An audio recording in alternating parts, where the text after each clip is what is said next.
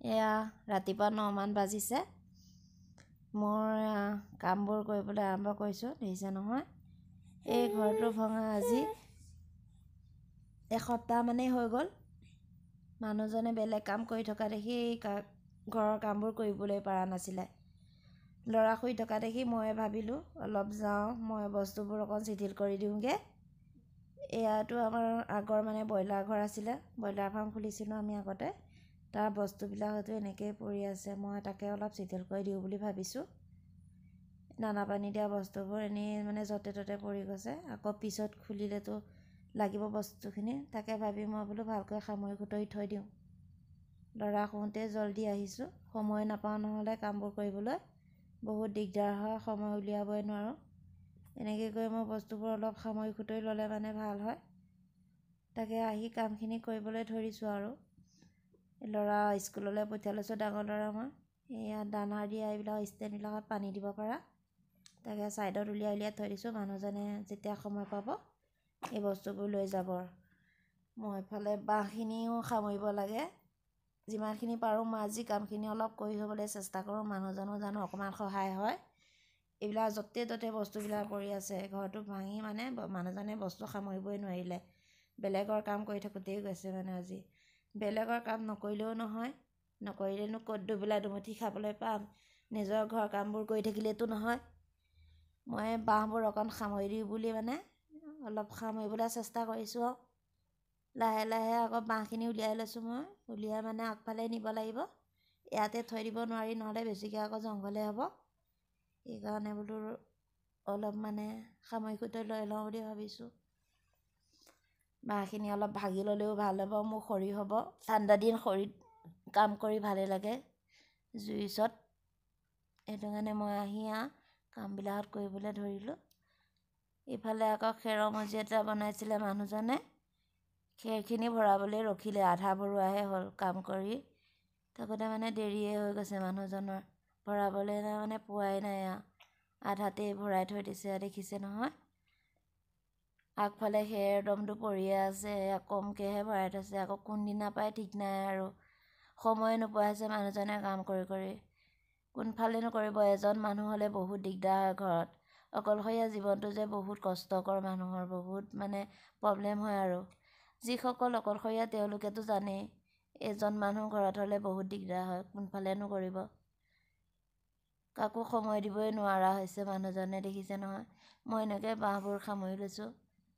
আগফালে ডাঙৰ ডাঙৰ কামিবোৰ লৈ যাব লাগিব, যিবিলাকত সৰু সৰু আছে মই এইবিলাকত খৰি কৰি পেলাম, জুই ফুৱাবলৈ কাৰণে ভালেই হ'ব। এনেকৈ মই সামৰি সুতৰি লৈ গৈ আগফালে যাওঁ আৰু। ধুনীয়াকৈ সামৰি আছোঁ মই। বাৰীখন লেতেৰা থাকিলেও ভাল নালাগে, ভালকৈ চাফ চিকুণ কৰি থ'ব লাগে। এতিয়া চাফ চিকুণ কৰি থ'লে ভাল লাগে দেখি। ঘৰটো বহুত লেতেৰা হৈ গৈছে। আৰু এই ঘৰটোৰ আগত এটা ঘৰ আছে আমাৰ, এই আগৰ ঘৰটো ব্ৰইলাৰ ফাৰ্মটোলৈ আনিব লাগিব। সেইটো কাৰণে এই ঘৰটো ভাঙি দিয়া গৈছে।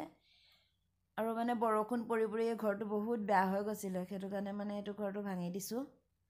আগফালে এটা ঘৰ আছে, দেখিব আপোনালোকে, মই দেখাম বাৰু আপোনালোকক আগফালে গ'লে।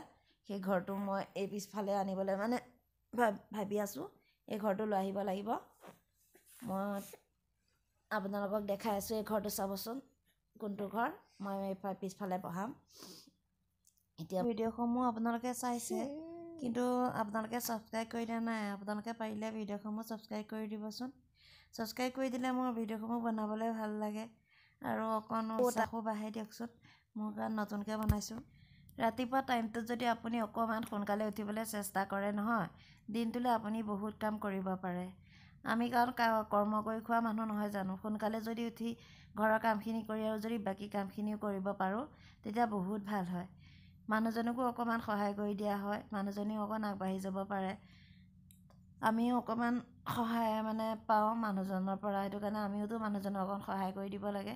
সেইকাৰণে মই ধুমা ধুম কৰিছোঁ। ল'ৰা নুঠাৰ আগত কৰি ল'লে ভাল হয়। ল'ৰা উঠিলেই আকৌ মই ধুমা ধুম যাব লাগিব। সেইটো কাৰণে মই জল্দি কৰিছোঁ কামবোৰ। তাতে আকৌ ডাঙৰ ল'ৰা আকৌ পৰীক্ষা দিবলৈ গৈছে, পৰীক্ষা দি আহি পাবহি, আকৌ তাকো কিবা দিবলৈ হ'ব। ধুমা ধুম কৰিছোঁ, ইফালে কৰিলেও নহয় সিফালে কৰিলেও নহয়, অকলশৰীয়া মানুহ যে।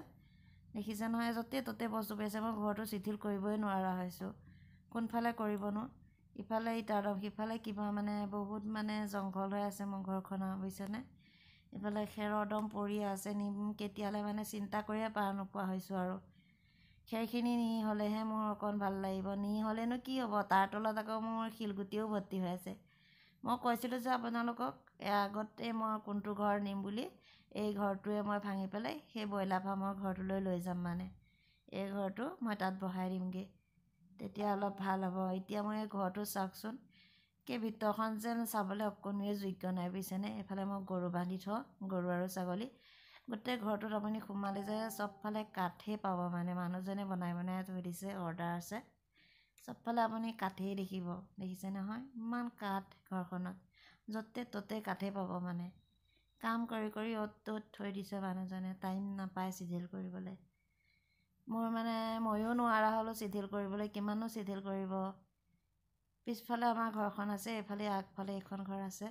এই ঘৰখনকে ভাঙি নিব লাগে মই, তাকে পাৰা নাই কৰিবলৈ। কোনদিনাখন পাৰোঁ, যোনদিনাখন পাৰোঁ সেইদিনাখনেই ভাঙি নিব লাগিব আৰু।